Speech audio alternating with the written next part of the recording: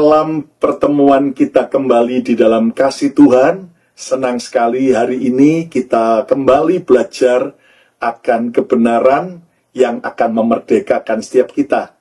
Saya, Pastor Lukas Kusuma, boleh bersama dengan Bapak Dr. Bambang Nurseno. Apa kabar, Pak? Puji Tuhan, baik. Kelihatan makin keren ini. Luar biasa. Ya, Pak Bambang, kita ngobrol santai nih, Pak.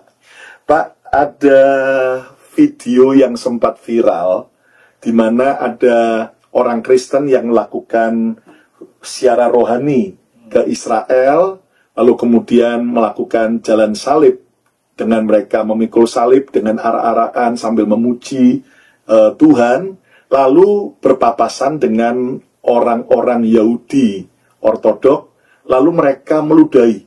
Tentunya itu menjadi viral karena menjadi sebuah bahan untuk mengatakan bahwa orang-orang Yahudi sebagian besar lihat menolak Yesus, bahkan mereka menghina orang Kristen. Nah, bagaimana pendapat Bapak? Ya, saya memang sempat juga dikirimi video itu beberapa waktu lalu. Tapi itu kan kasuistis ya. Artinya setiap agama itu ada kelompok-kelompok garis keras, ada garis lucu, ada garis santai. Itu kan biasa, kan harus dipersoalkan. Dan yang meludahi jalan salib itu sudah ditangkap polisi. Jadi begini, jadi kadang-kadang yang menjadi sumber kesalahpahaman antara agama itu kalau satu perbuatan dari kelompok tertentu dianggap representatif mewakili seluruh agama itu. Padahal ya hal-hal seperti itu ya di Islam ada, di Yahudi ada, di Kristen juga ada, dan itu umum. Tapi kalau kita lihat misalnya, ini contoh-contoh ya, itu pertama terkait dengan soal evaluasi teologis sebuah agama yang belum selesai terhadap agama lain. Jadi dia lebih menekankan karikatur-karikatur tentang agama lain yang sebenarnya tidak seperti itu. Tetapi yang kedua soal politik. Misalnya sekarang, kalau kita pergi ke Israel, kan kita sudah sering ke sana kan, kita misalnya masuk dari Yordan, lalu kita berziarah ke Holy Land, keluarnya dari Mesir, lalu kita bawa simbol-simbol Yahudi, misalnya menorah, shofar, Hanukkah, itu kan lolos saja, nggak ada masalah. Salib, simbol Yahudi, lolos saja di Mesir. Tapi coba, kita masuk dari Mesir, keluar Yordan, lalu bawa simbol-simbol Yahudi. Itu pasti dirampas. Saya pernah itu membawa bintang Daud. Itu titipan dari seorang teman. Saya masukkan ke tas ini, tas laptop saya. Itu ketika masuk X-ray, kemudian ini ada benda logam. Lalu diperiksa, disuruh mematahkan itu. Saya bilang, saya tidak mampu nih, tangan saya tidak mau mematahkan. Dikasih itu catut tang itu. Terus saya minta, tolong patahkan itu untuk membuktikan bahwa kamu juga anti-Yahudi seperti kamu. Itu terjadi. Jadi artinya apakah dengan demikian dapat dikatakan bahwa Islam itu anti-Yahudi? Kan tidak juga. Itu hanya kasus masyarakat Yordan tertentu. Ketika ada hubungan tidak baik antara Yahudi dengan kelompok Islam tertentu. Tapi ketika kita keluar dari Yordan bawa salib sebesar apapun lolos, tidak ada masalah. Berarti orang Kristen sama orang Islam di Indonesia bermasalah, tetapi di Yordan tidak ada masalah antara Kristen dan Islam. Masalahnya sensitif antara Islam sama Yahudi karena kasus politik. Nah ini nggak bisa dijadikan rujukan. Maka kalau kita bicara tentang suatu agama, ya lihat posisi resmi agama itu. Misalnya, saya berikan contoh, ya, tentang deklarasi yang ditandatangani oleh rabi-rabi Yahudi, itu selama pandemi kemarin, sebelum pandemi tahun 2015, tapi saya mendapatkan dokumennya itu selama pandemi kemarin dari seorang teman Yahudi saya di Indonesia, Rabi Yakub Baruk. Lalu itu menarik sekali. Ternyata di situ ada deklarasi yang ditandatangani 25 rabi Yahudi. Yang intinya lebih banyak persamaan antara Kristen dengan Yahudi ketimbang perbedaannya. Lalu ditekankan kita sama-sama berakar pada monoteisme etnis Abraham. Yesus adalah tokoh yang menurut para rabi Yahudi rabbinik ini bersuara lebih lantang dari rabi manapun tentang membawa Taurat kepada bangsa-bangsa bukan Yahudi, bahkan memberlakukan hukum Nuh bagi bangsa-bangsa lain. Nah ini, lalu dia jelaskan bahwa memang ada perbedaan di antara kita.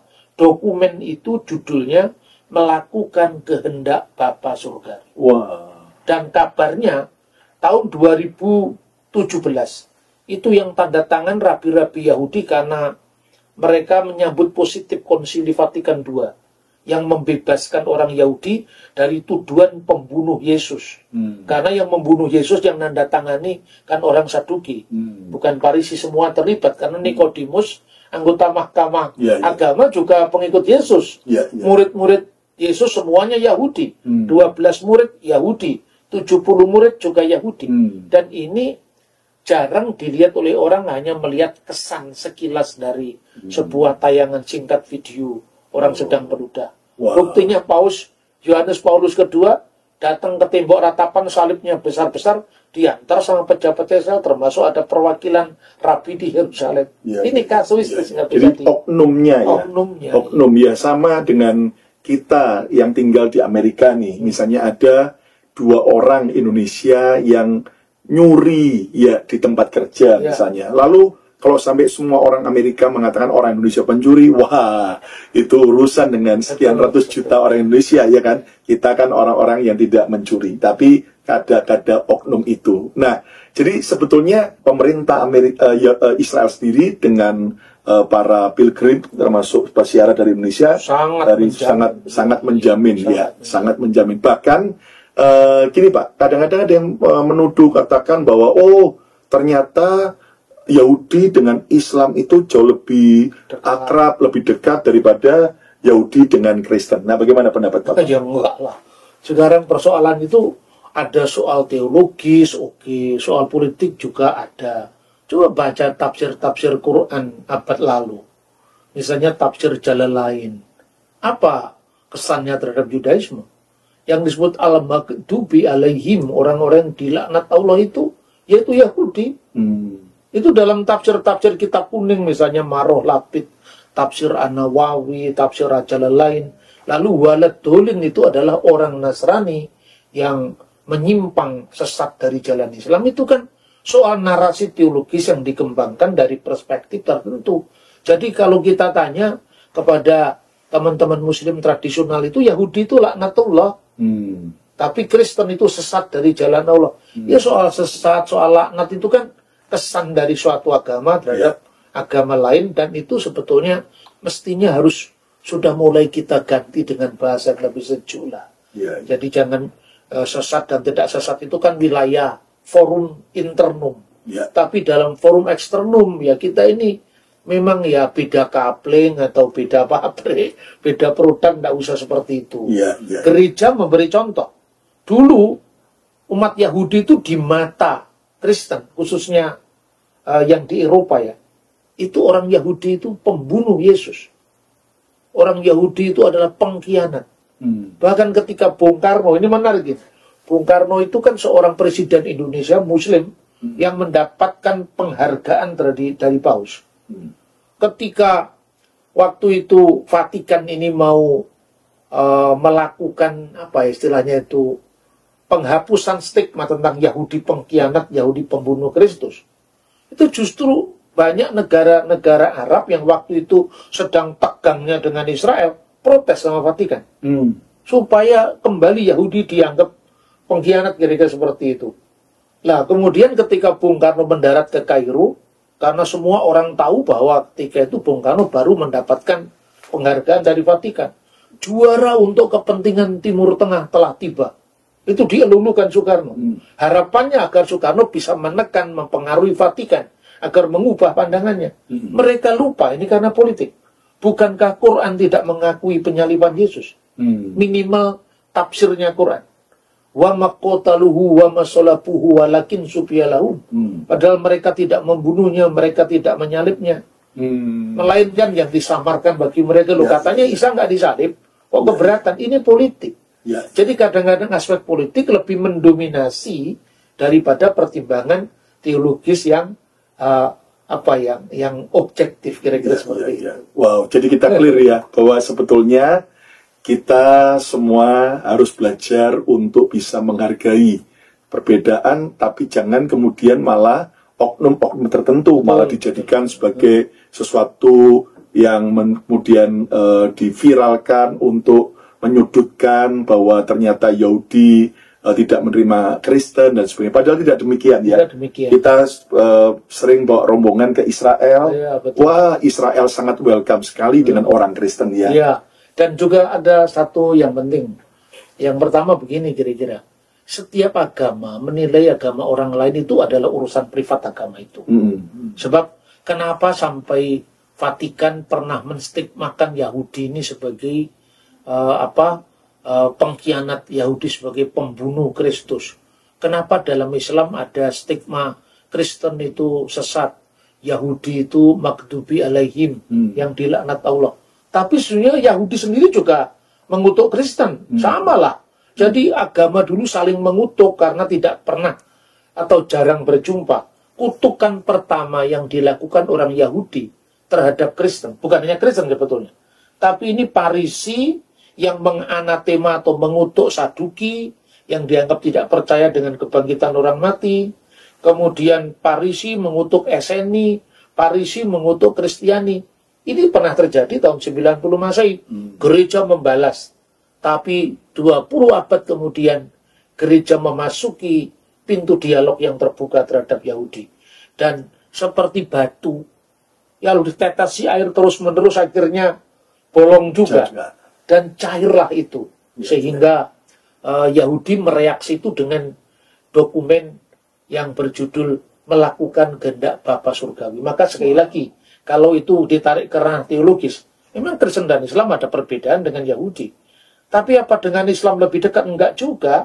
Saya berikan contoh. Ini kan era era revolusi industri keempat. Saudara-saudara, saya tidak usah menunjukkan bukunya langsung, tapi ini cukup bisa kita lihat. Ini reaksi dari Rambam. Rambam itu Rabi Moshe ben Maimun. Dalam respons Rabi Rambam nomor 149. Ini bisa diikuti, huruf-huruf Ibrani juga ada di sini. Apa kesannya dia tentang Yahudi dan tentang Kristen? Tentu ini juga mewakili Yudaisme secara teologis, iya. Tapi kalau dikatakan Islam lebih dekat dengan Yahudi, pertanyaannya, apakah Islam berdoa kepada Tuhan Yahudi yang disebut Bapa kami yang ada di surga? Tetapi tentang Kristen dia mengatakan, mari kita melakukan kehendak Bapa surgawi. Islam tidak berdoa dengan Bapa di surga. Karena dianggapnya kata Bapa biasanya tafsiran umum. Allah itu berjenis kelamin. Sehingga Allah beranak, padahal istilah anak Allah itu juga dipakai oleh Yahudi. Dalam hal ini Kristen dengan Yahudi lebih dekat dalam terminologi. Karena apa? Sama-sama berakar pada Taurat. Sementara Islam percaya pada Taurat, tapi bukan Taurat yang pegang Yahudi dan Kristen sekarang, tapi Taurat yang didefinisikan menurut pewahyuan Islam. Nah, menurut Rabi Rambam itu Rambam atau Moshe ben Maimun di sini kalau diterjemahkan pertama begini. Umutar lahmet hamishfot lanostrim ulemiskam al detenu. Diperbolehkan untuk mengajarkan misfot, perintah-perintah ini lenostrim kepada orang-orang Nasrani, orang-orang pengikut Yesus, dan tujuannya menarik mereka kepada agama kita karena tafsiran Kristen dianggap keliru. Tetapi ini tajam sekali. Ve'enu mutar defar misah le yismaelim levi masidu alahem al imunatam setorah zu'ainah min hasimayim. Namun dilarang mengajarkan hukum-hukum yang sama kepada kaum Ismail, kepada umat Islam. Sebab sebagaimana kamu ketahui tentang iman mereka, Taurat kita tidak diilhamkan berasal dari surga. Jadi karena menuduh pemalsuan. Tapi kalau Kristen dianggap lebih dekat. Karena sekalipun tafsirannya beda tentang Mesia, tafsirannya beda tentang hamba Tuhan yang menderita, kalau orang Kristen menafsirkan Mesia, tetapi dalam teksnya sama. Ini pandangan Yahudi. Sementara kalau kesan Yahudi tentang Kristen, mungkin karena dia lihat gambar-gambar di gereja, dia lihat salib, itu seperti mendampingkan ciptaan kepada Tuhan. Itu perlu dijelaskan. Iman Kristen bicara tentang Trinitas itu bukan 3 Tuhan yang berdampingan, tetapi Tuhan bersama Memra atau Firman dan Ruach HaKodes. Ungkapan-ungkapan itu ada dalam Taurat. Elohim, Ruach Elohim, Davar Elohim. Inilah yang oleh orang Kristen disebut Trinitas. Yahudi tidak menyebut itu. Kristen menyebut itu, tapi unsur-unsur yang diyakini dalam kekristenan, yaitu Allah, Firman Allah, dan Roh Allah, itu yang disebut dengan Tritunggal. Yang kedua, sosok Yesus secara fisik, itu seolah-olah didampingkan dengan Bapa Surgawi, padahal tidak. Sosok Yesus secara fisik itu kemanusiaannya, yang sepenuhnya manusia, yang juga dia katakan, Bapa lebih besar daripada aku. Dan ini memerlukan diskusi teologi yang cukup panjang, yang tidak bisa hanya dikaburkan hanya ini loh, ada orang jalan salib diludahi. Nah, kapan-kapan kita rekam ketika ada orang bawa menorah Yahudi disuruh mematahkan di Yordan. Ini kan nggak bisa diekspos. Seolah-olah mewakili seluruh umat beragama itu. Jadi kembali, mari kita cerdas dan dewasa dalam menyikapi insiden-insiden tertentu yang cukup negatif, tapi kita tahu bahwa itu oknum-oknum tertentu, tapi tidak mewakili. Dan kita berdoa supaya Yahudi, Kristen, dan Islam pun juga bisa rukun bersama walaupun ada perbedaan. Tetapi mari kita belajar bahwa dimanapun kita berada, seperti yang Yesus ajarkan, berbahagialah orang yang membawa damai, sebab mereka akan disebut anak-anak Allah. Amin. Iman kita, bahkan juga kepercayaan kita akan teruji, bukan hanya soal banyaknya kita berdoa, punya atribut agama, tetapi bagaimana kita menjadi pembawa damai, kesejukan dimanapun kita berada. Sampai berjumpa kembali, dan jangan lupa jika Anda diberkati oleh podcast ini, tulislah di komen, katakan terima kasih atas podcast ini. Ya, Tuhan Yesus memberkati, sampai berjumpa kembali. Shalom.